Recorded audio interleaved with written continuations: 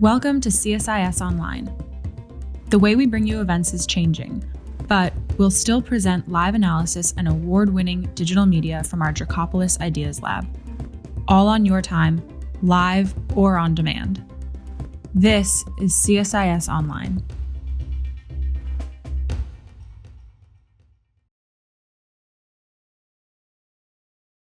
I'm Dan Runde. I'm a Senior Vice President at CSIS. Thank you so much for being here today. This is an event hosted by the CSIS Americas Program. Colombia is a great country.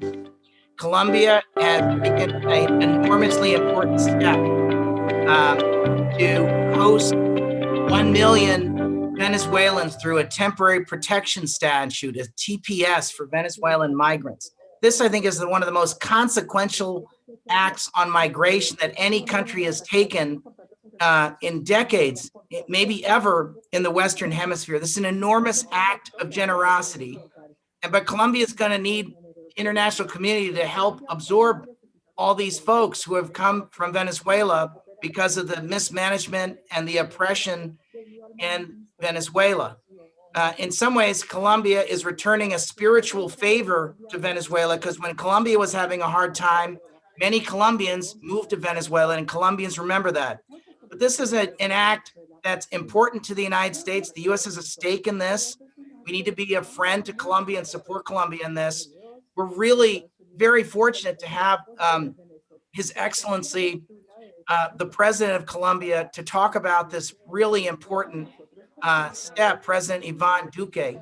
To help us to frame this, we have Ambassador Mark Green, who's the Executive Director of the McCain Institute for International Leadership at Arizona State University, and he is formerly the USAID Administrator, and is someone who's been a longtime friend of Colombia. He was awarded the Order of San Carlos by President Duque and knows the country very well.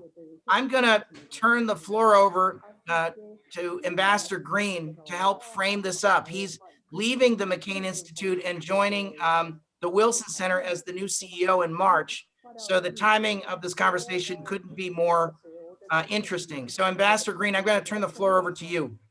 Great. Thank you, Dan. Thank you to CSIS for hosting this event. Dan, as everyone knows, you are passionate about freedom and prosperity throughout the Americas. So it's always great to join you.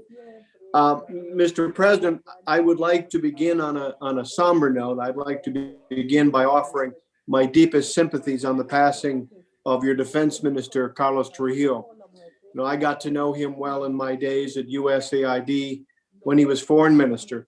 He was a great partner to us on so many of the projects and policies that our two nations undertook together.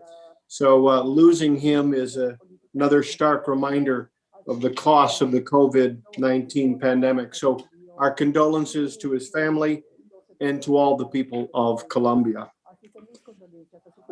Mr. President, I'm honored to join you today. I'm honored on my own account and also that of the McCain Institute. As you know, the late senator was a true believer in Colombia's potential to shape a brighter future for all of the Americas. From taking on the scourge of narco traffickers to defending human rights and democracy to strengthening trade and investment, he was a tireless champion of the Colombian people. As Cindy McCain reminded me recently, he was an early proponent of the U.S.-Colombia Free Trade Agreement, which at the time maybe was not so popular. These days, Colombia is a vital trading partner, $28.9 billion in trading in goods per year. And Mr. President, during my time at USAID, there was no country that I visited more than Colombia. A big reason for that was our support for your ambitious vision for Colombia's future. We join hands on initiatives like your sweeping land titling project in Ovejas, one that formalizes titles, cleared up records, reinforced property rights, and created great new economic opportunities for Colombians who, shall we say, have been left behind too often in the past. We work together on projects like creating new opportunities for community-based, environmentally sound artisanal mines, These mines show rural communities a hopeful alternative to the many illicit gold mines out there that wreak havoc on the environment and too often fund criminal gangs and their armed conflict. But of course, these bilateral projects were not the only reason that I visited your beautiful country so often. You know, I'm sometimes asked if there was anything that surprised me when I took the helm at USAID. Well, perhaps I wasn't fully aware of the sheer scope and scale of the human displacement and forced migration challenge around the world. And nowhere, of course, is that challenge greater than in the Americas, sadly.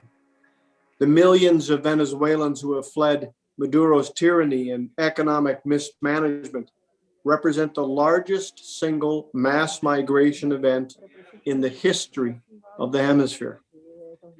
And I think most in the US don't really understand or appreciate that this year, Venezuela will surpass Syria as the nation with the largest number of citizens leaving their country because of suffering, oppression, and fear. A man-made, regime-driven catastrophe. More than 5.4 million Venezuelans have fled. And while many have spread out throughout the region, 1.8 million or so remain in Colombia, a country of only 50 million itself. By anyone's standards, Colombians have shown remarkable generosity and compassion in hosting so many Venezuelans in their time of great need. And that compassion and leadership is the other reason that I visited Colombia so often. I've seen Colombian generosity firsthand in the trips I took to Cucuta and the Colombia-Venezuela border. I've seen the daily flood of suffering families crossing the Bolivar Bridge, desperate to leave despair and hopelessness behind. And I've seen the Colombians who are on the other end of that bridge there to greet them, providing food and medicine and comfort. But we have to be honest, such compassion is not without cost or consequence. It's simply not possible for Colombia to absorb so many of her neighbors without an impact on its own government services and budgets. And so in short, I think we all agree the world owes Colombia a tremendous debt of gratitude. While, as I said earlier, many of the migrants have spread out across the region, about 1.8 million have remained in Colombia, and too many in the shadows of the informal sector, undocumented. Some have been the victims of exploitation or trafficking or forced labor conditions. And sadly, too often, women and young girls. But Colombia under President Duque is once again showing remarkable, compassionate leadership in responding to this crisis inside of a crisis. And so today we have an opportunity to hear more about what the UN High Commissioner for Refugees has called historic, and the region's, his words, most important humanitarian gesture in decades. Today, we will learn more about Colombia's move to grant temporary legal status to many of those undocumented Venezuelans. This action will improve the lives of these victims of Maduro's oppression, and it will allow them a chance to contribute to Colombia's vibrant society and energetic economy. They'll be able to come out of the shadows. They will be able to push back against those who would exploit their vulnerability. So to be clear, this historic step is not the long-term answer for sustainability in the region. The root of this problem is tyranny in Caracas. And to be clear, Nicolas Maduro is not acting alone. He would have long ago fled or fallen if not for the support of nations like Russia and China, Iran, and Cuba. The US must continue to help Colombia with the impact of Venezuela's economic and democratic implosion. And our allies should join in additional support as well. just as the U.S. is often called on to help in other regions of the world, and we do so out of partnership and friendship, our allies should join in additional support here as well. Our allies in Europe, our allies in Asia, fellow members of the community of democracies. After all, historic humanitarian crises like Venezuela, their impacts are felt far and wide, especially in a time of a pandemic. So, Mr. President, thank you for your inspirational leadership. I think it's fair to say that your bold humanitarian actions are setting a standard for upholding human dignity and upholding human liberty that will never be forgotten. And so with that, thank you for your leadership and all that you've done. And it is at this moment my great honor to hand it back to Dan Runde and to introduce my dear friend, the President of Colombia, Iván Duque. Thank you. Thank you, Ambassador. Thank you so much for those words. President Duque, I want to turn the floor over to you. I don't think you need much of an introduction, Mr. President, so I will just ask you to, I just think we'd love to hear some remarks from you, and I've got a whole series of questions for you, but I'm sure the audience would love to hear from you first, sir.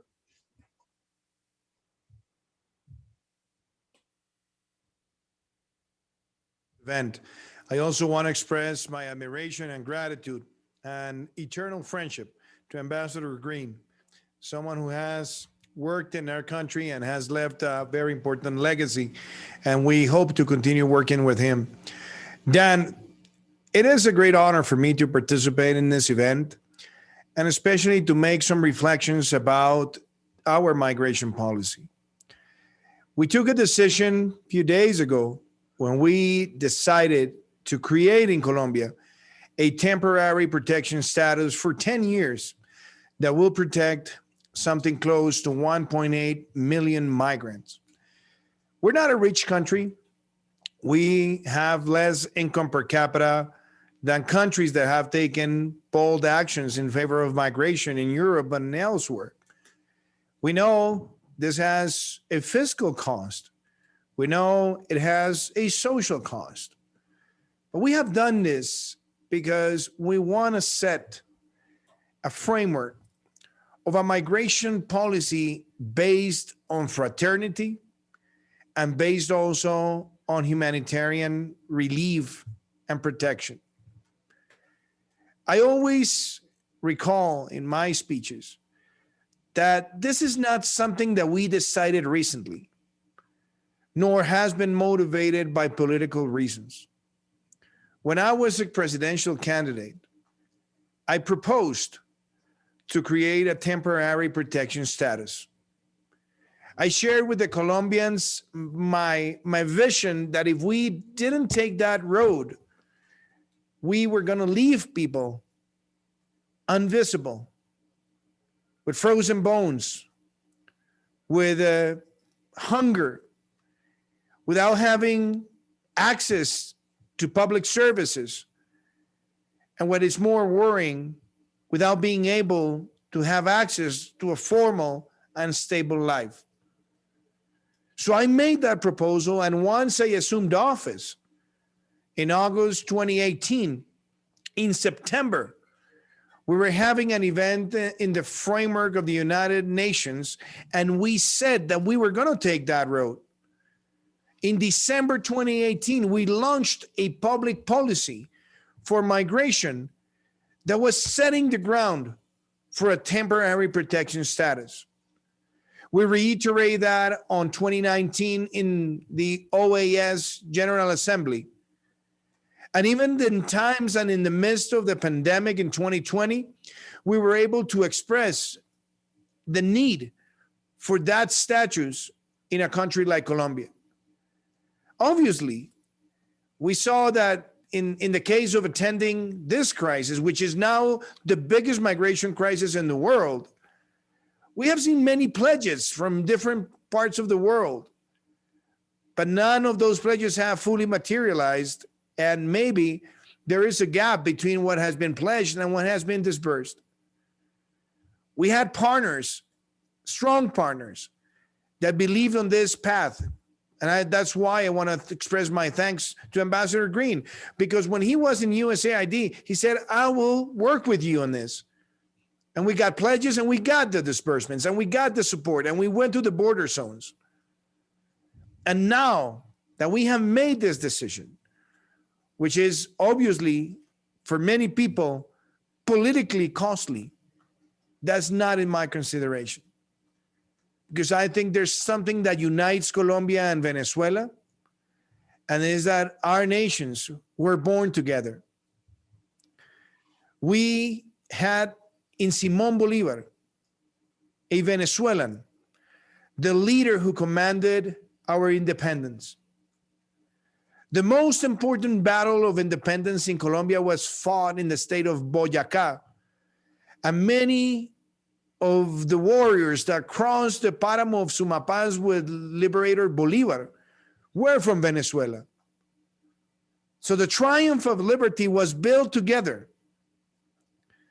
And also in recent history, when Colombia faced very difficult circumstances, many Colombians moved to Venezuela and found an opportunity. My grandmother's brother was one of them. And I remembered how he built his life. And when we were young children, he taught us the value of fraternity, how he felt it. He took us to the Colombian neighborhoods in Caracas when I was a kid. And I understood the sisterhood, the brotherhood of our nations. Today, in 2021, we're celebrating 200 years of the first Colombian constitution, the big Colombia, the great Colombia, that was the first constitution of Venezuela, and Colombia, the constitution of Cucuta.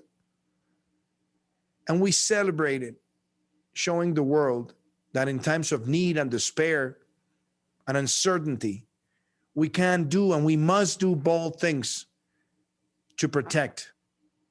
But obviously, I also take this opportunity, Dan, to say this loudly. When we look at what has happened in Syria, the capacity of mobilizing resources per migrant has been around the 2,000, some people say more than 2,000 per migrant. In the case of Venezuela, we're talking about on average in the last years on something that is below $200. So we need to mobilize resources, and those resources are not for us, not for Colombia, are for those families in need. And we need to raise the voice to understand that this is the world's most worrying humanitarian crisis and migration crisis at the same time that we're facing. It has surpassed Syria. And we also have to raise our voice to understand that the cost of this situation, which is the tyranny that brutalizes Venezuela on a daily basis, that has taken the economy to see 3,000% inflation rate, that has left more than 90% of the population in poverty. That's what's driving many people to leave the country. So we need to work both ways. The humanitarian and fraternity migration policy, and also to do something about this tyranny that has affected millions and millions of Venezuelans. So I'll close there, Dan, and I'll finish by saying this. Colombia knows that this is a challenge. We know that this is not an easy pathway. We know that what we have done when we adopted the temporary protection status, we're going to deal with many challenges. But so be it, because this is the right thing to do.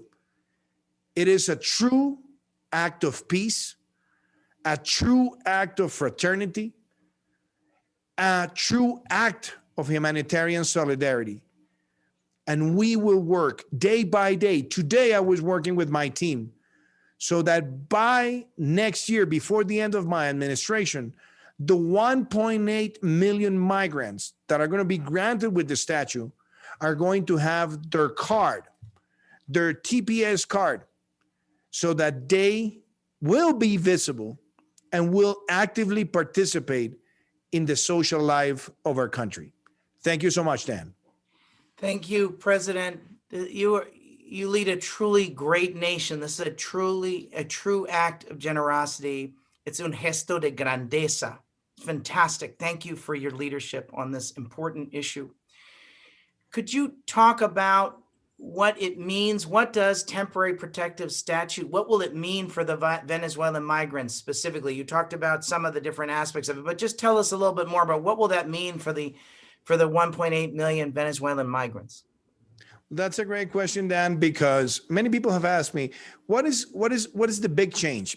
And let me begin by saying that we have, out of the 1.8 million, we have something close to 900,000 that are already regularized, but on a temporary, short-term protection. So they have to renew on a monthly or bi-monthly basis their statute. In this case, with those 900,000, we're granting them the temporary protection status for 10 years. And that means they will have the card. We're going to use biometrics. We're going to use technology so that we know where they are, where they live, and at the same time, what are their social needs, so that we know whom of them are in under the poverty line, who of them are registered on the healthcare system, so that we can grant the right protection. Now, on the other 900,000 people, we just don't know where they are. We don't know where they live. We don't know their names. We don't know their socioeconomic conditions. We don't know their health conditions. And that means that they are invisible. And not only invisible, but that invisibility drives abuses, drives a high necessity, and they don't even have the capacity to be registered. They don't have the capacity to open a bank account. If they have an illness, they have to go through the urgency lines. So now with this policy that is asking them to regularize, and we're going to have their names, we're going to have the biometric information, we're going to know their socioeconomic status, we'll know where they live. They can now access to services, but at the same time, they're no longer going to be abused because they will be treated in the labor market as a Colombian, so that they don't get paid below what a Colombian gets paid in an abuse, but instead they can participate actively in the economic life.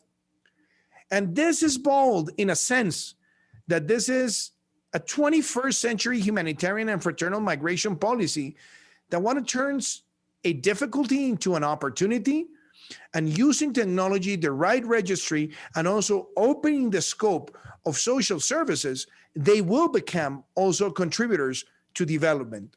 And something that is important, Dan, is why we did it for 10 years, because we acknowledge that when we see cases of massive migration, that migration is never temporary.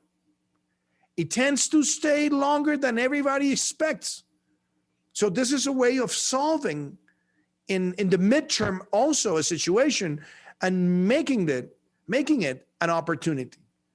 And last but not least, something that is also very interesting with this is that we can allow now the migrants to attend healthcare services without having to use only the urgency line. Because what used to happen is that since they got to the urgency line, and in the urgency line, people that are paying the service are obliged to give the service, it becomes a permanent rising high cost debt for the healthcare system. Now they can go to the primary care, they can go to the primary medical attention, and that also not only reduces the cost, but has a more intelligent way of attending the migrant population. So all these are the benefits that we have considered, so that we see this as a big opportunity. And I'm making a big call for other countries in the Western Hemisphere to do the same, to grant the temporary protection status to Venezuelans that are in need in their countries. Mr. President, this is amazing. Talk about it. So if you are a dentist or a lawyer or a medical doctor, and you're coming from Venezuela, will they be able to practice their expertise in Colombia? We have seen now cases, even when we talk about the 900,000 that are regularized today with a short-term permit, they actually can exercise those professions. Obviously, they have to homogenize their titles and the experience so that it is according with the Colombian legislation, the feasible way to practice their profession. But now, when we think on the 10-year temporary protection status, so people are not going to be renewing every month their permit. Now they're going to stay for longer and they're going to be registered for longer. What we need to do is also allow those people who have the potential of practicing professions in Colombia to do it with the right registry, the right information, but also cutting red tape. And we have seen also a very important aggregated value. I was actually looking today that out of the 900,000, because we have to consider there are children there, we have 200,000 that are net contributors to the healthcare system.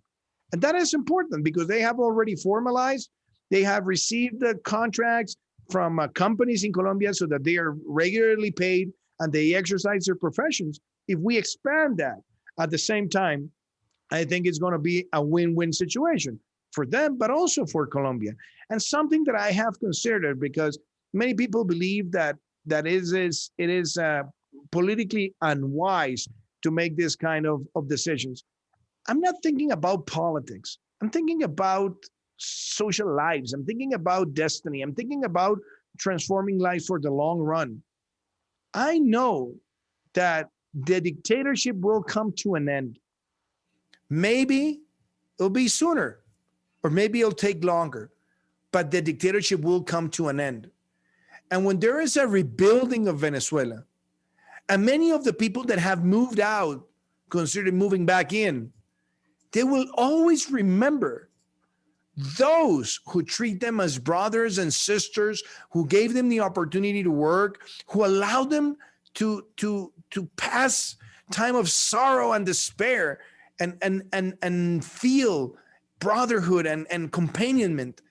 That is going to be crucial, because once those things happen, Colombia and Venezuela are going to have the strongest links ever in our history. And that is also a big bet for the long run. Mr. President, is it fair to say that Venezuela was a very generous host to many Colombians over the 1960s through the 1990s? It was. Venezuela was generous.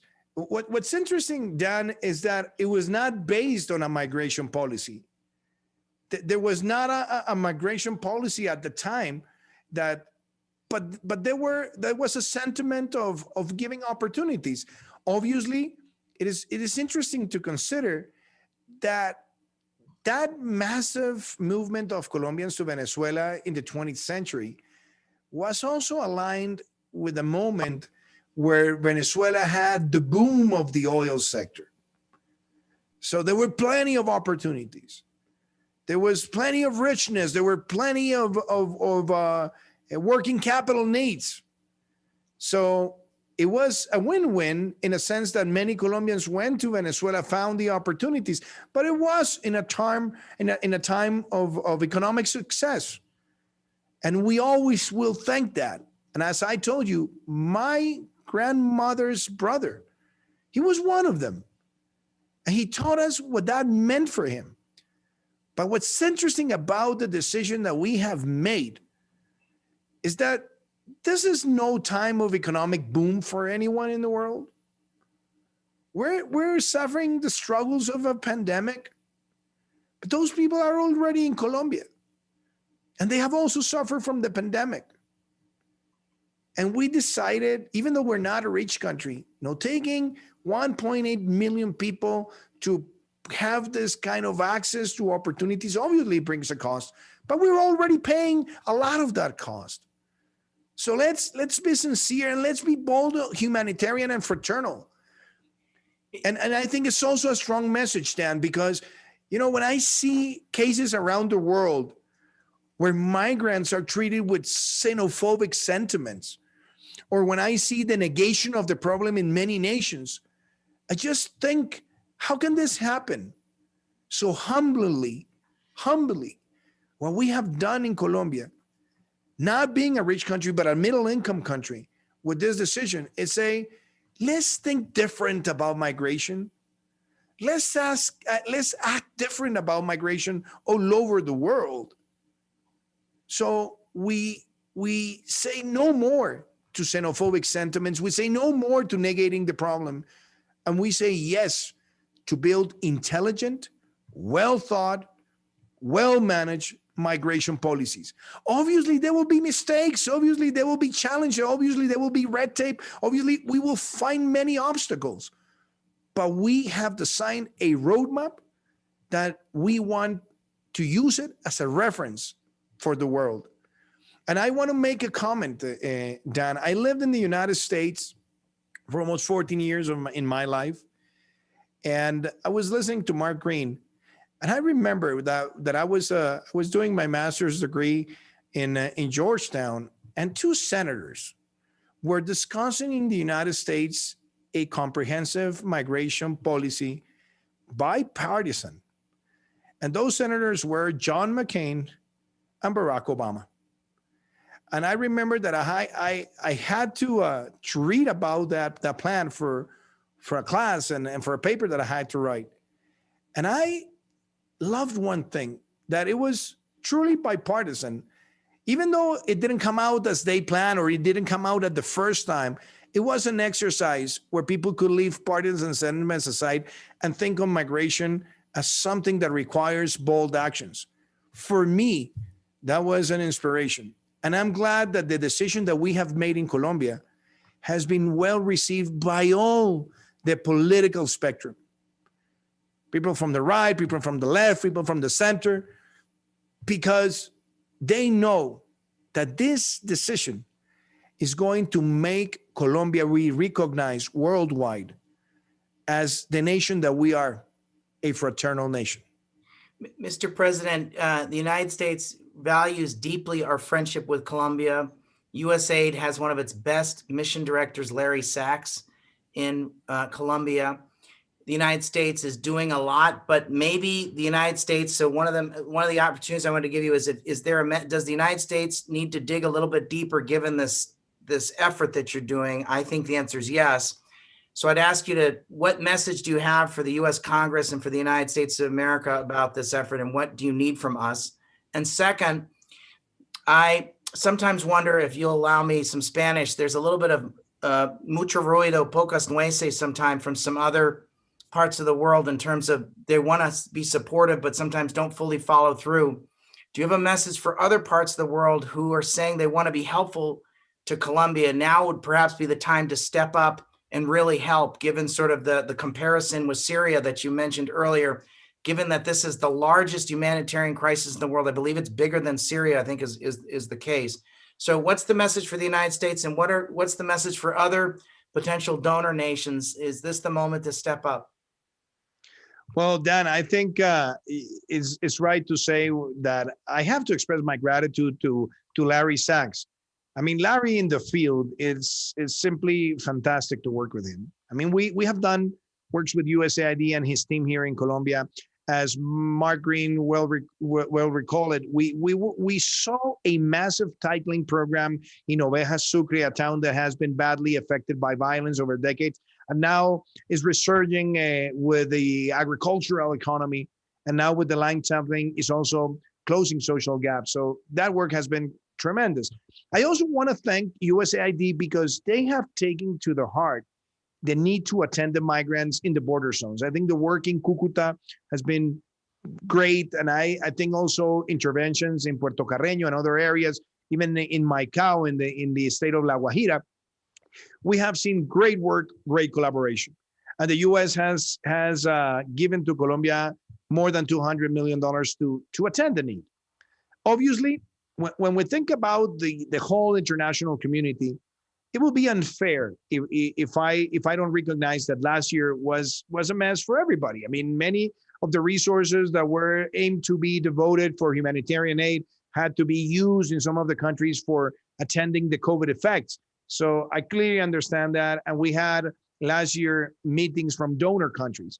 But I think it's also good to be blunt and say, I think there are many people that are concerned of what's happening in Venezuela, many governments and many agencies, but we have too many people doing the same thing. So we have to think first on whatever it becomes a pledge, let's disperse it. And I've seen a lot of pledges that don't get dispersed, or they don't get dispersed in the right proportion. So the call for the international community is to accelerate the disbursements of the resources that have been pledged to attend migration needs. The second thing is we have too many development agencies from different donor countries, and each one of them has a vision of the problem and a solution to the problem. So it becomes sometimes complicated to articulate the efforts of everyone. And as I say it in a pragmatic way, maybe we see too many vests from different colors doing the same thing.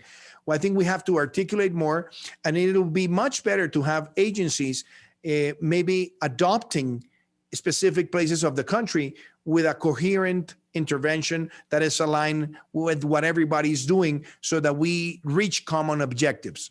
But that's something that we can improve, certainly.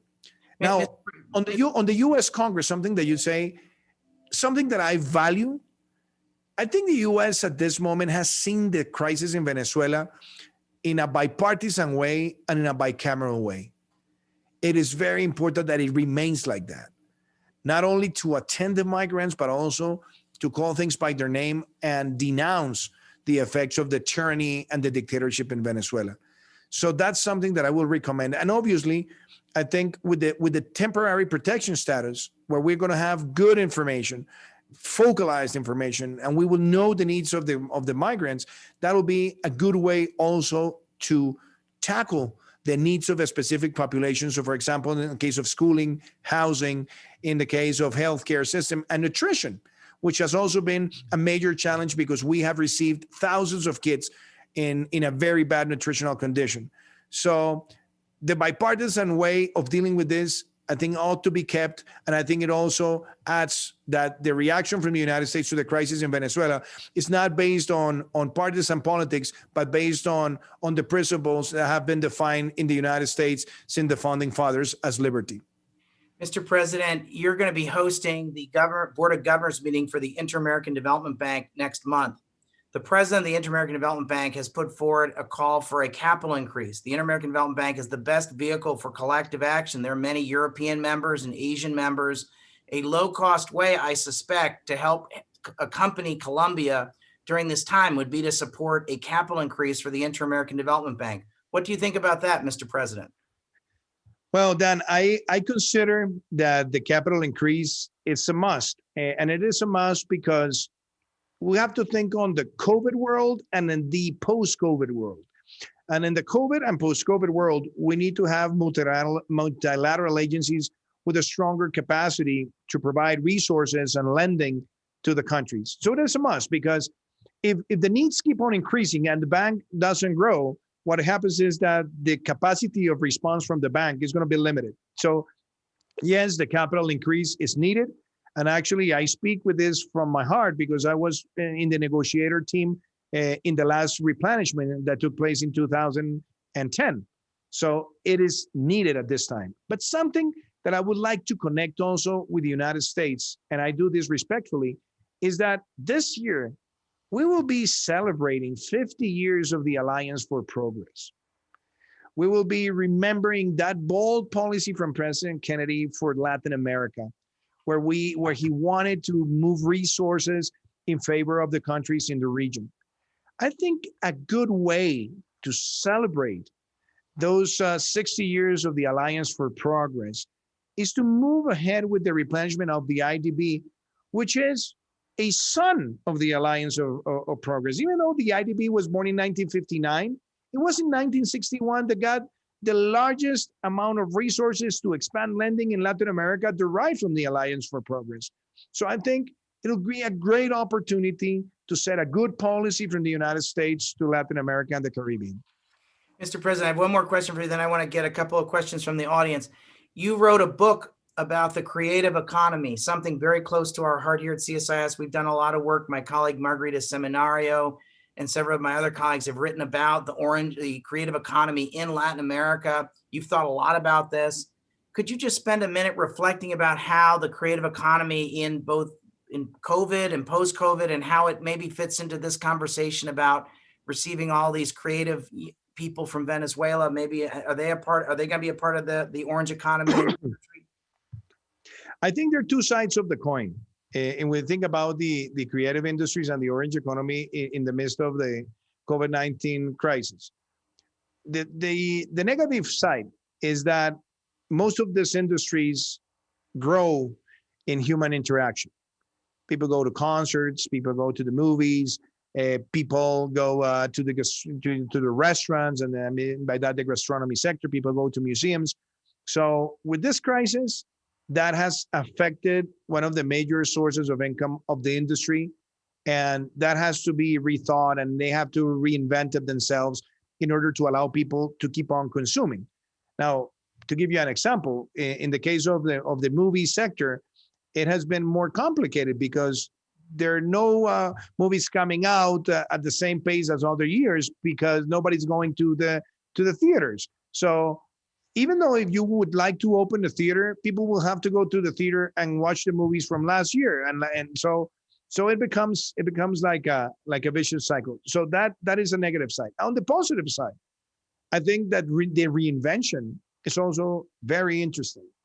Now, what we see on virtual platforms or what we see in TOT services, it's also becoming a revolution. And now, for example, in the case of music, people can connect virtually to live concerts and consume it in a different way. And we see now, for example, the audiovisual sector, since there are many people consuming now series in their houses, we're seeing now proposals coming to Colombia to film in Colombia with the tax benefits that we create for the audiovisual sector. So for some countries, that is going to open an opportunity because there's going to be an increasing demand of those kind of content. So that's positive. But in a nutshell, I think that the most important thing, Dan, is that I am a true believer in the weight, the power, and the potential that creative industries have for the world and for Latin America.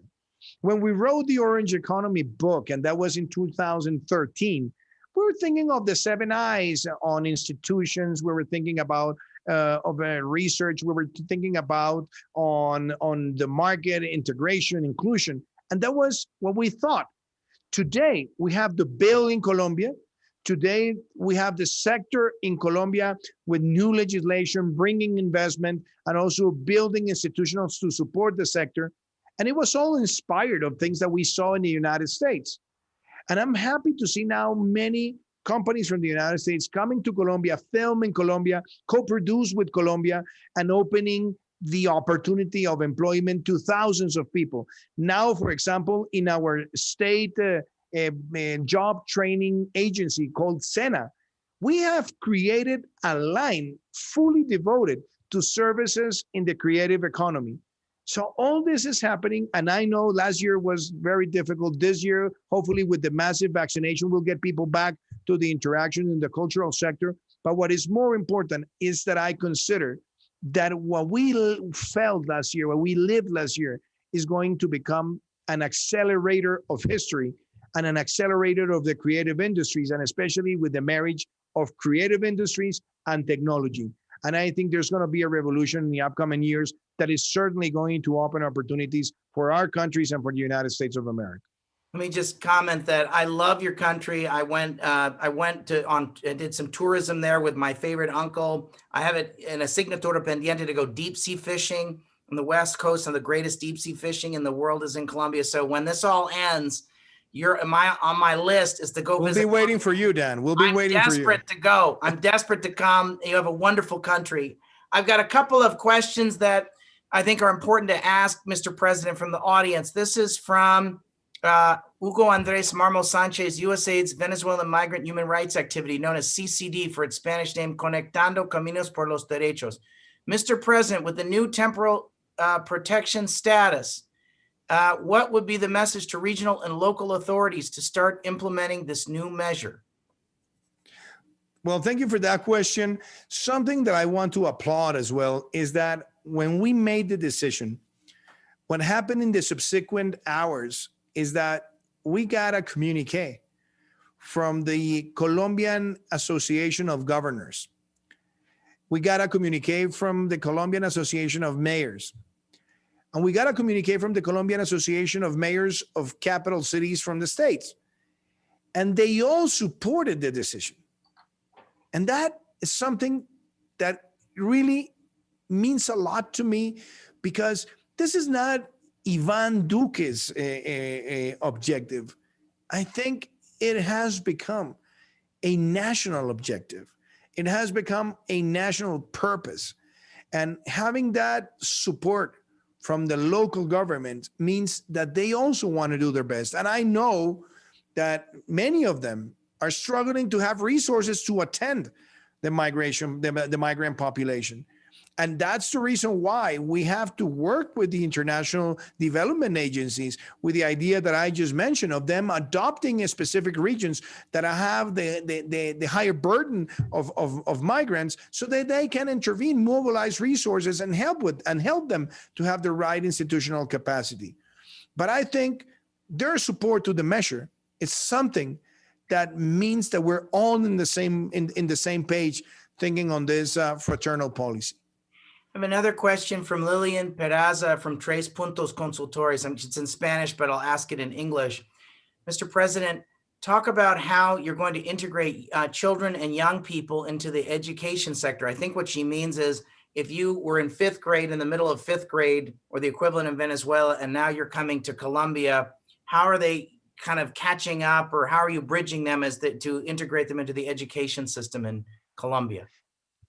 On the one hand, we already have a very important number of Venezuelan children that are in the Colombian education system.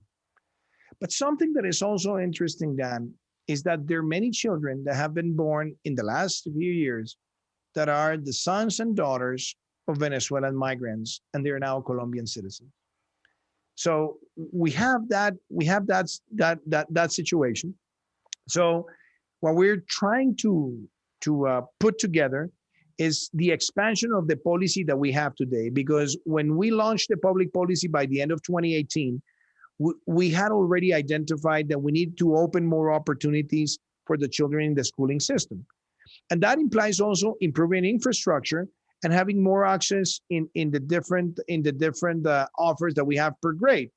Why? Because what we don't want to see is a Colombian kid and a Venezuelan kid fighting, and I mean quote unquote, for the access to a specific seat.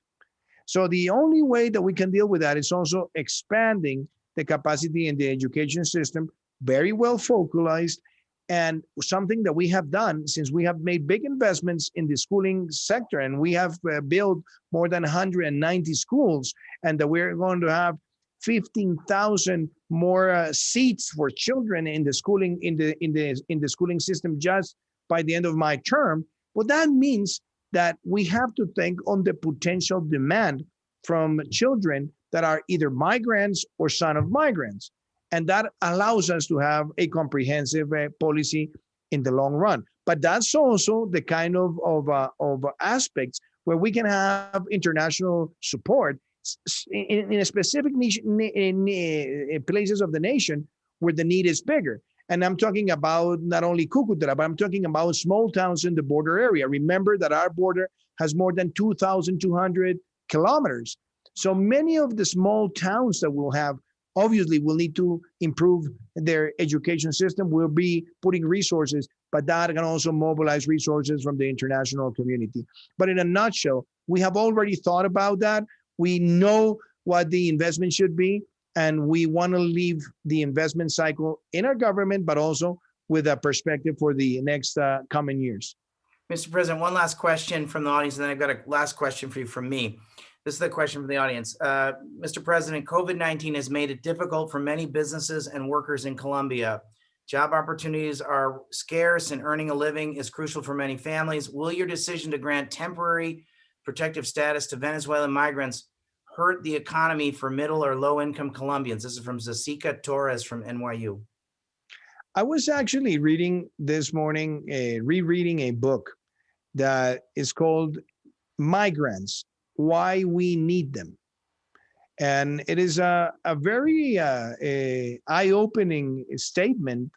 And that book shows that the best way that migrants can contribute to an economy is by having access to opportunities so that they can formalize. And if you want me to bring an example, I will also bring the example of what we saw in the United States in the early 20th century. Remember that it was in the time also on the Great Depression that many migrants came from Europe, that many migrants came from countries that were suffering the struggles of war and dictatorship and tyranny, and the United States opened their arms. Now we have families that are 3 generations that started in those years, and they have contributed to science, technology, entrepreneurship, you name it. So the amount of migrants that we have, they're already in Colombia. They're informal and they work. I mean, they want to work, but they work informally. And they don't have the right access to the right opportunities. As of today, and I don't want to be over-optimistic, but I'm optimistic, is that by the end of 2020, we were recovering. We were very close to pre-pandemic unemployment levels. Pre-pandemic, we were around the 12% unemployment rate, and we ended December with the 13.5. So I think we're recovering employment. And obviously, once we regularize and people are formalized, I think that they can also participate actively. So they will be actors in economic growth.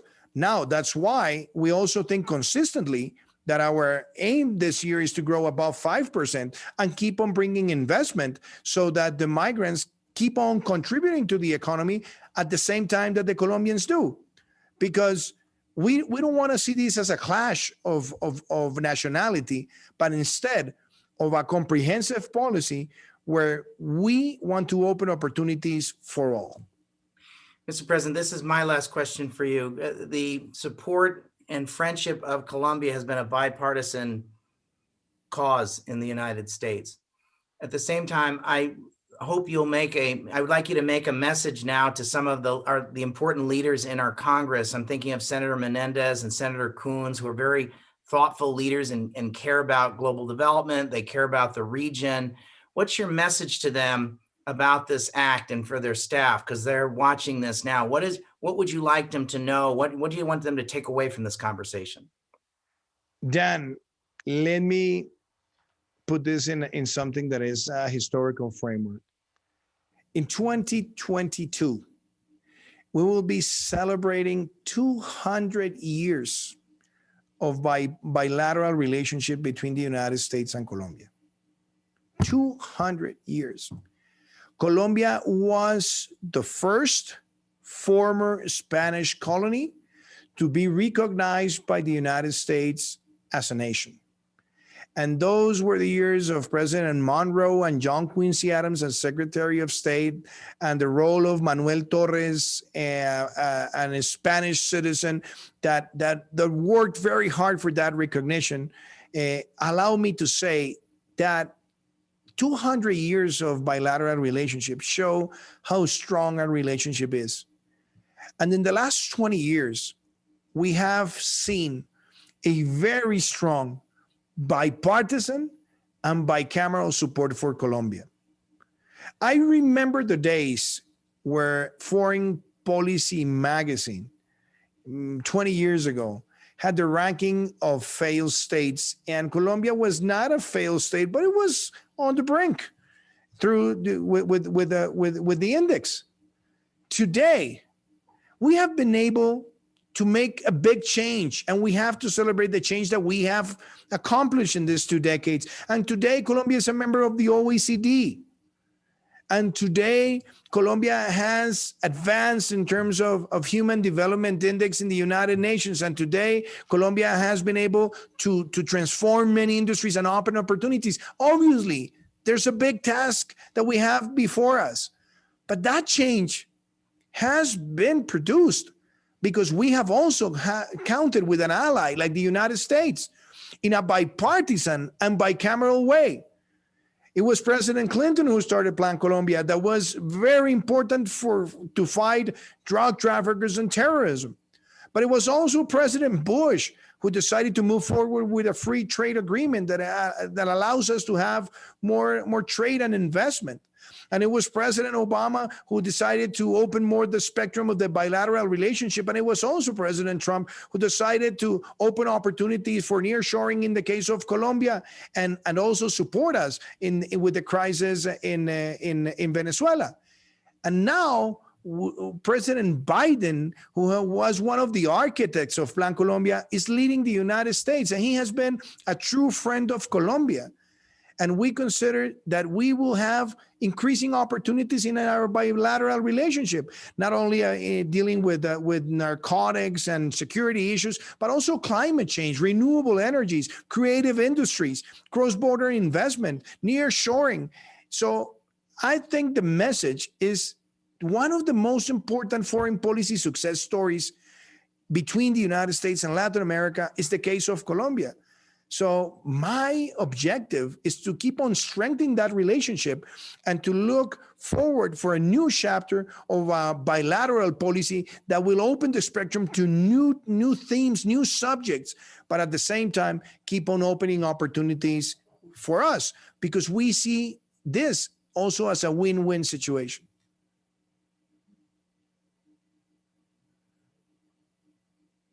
I think I lost you for a second, your volume. No. Se nos fue el sonido. Yeah. So it's my issue. Sorry, Okay. Mr. President. Mr. President, this is great. Thank you so much.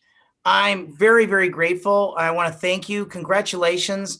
We will, that you'll have you'll have friends here at CSIS doing what we can to be supportive. There's been already some research talking about what a great effort this is. You're going to be hearing more from us on this. Congratulations, Mr. President. Cuenten con nosotros. Thank you so much, Dan. It has been a great pleasure. And also my gratitude to CSIS and all the team. And also once again, my gratitude to Ambassador Green.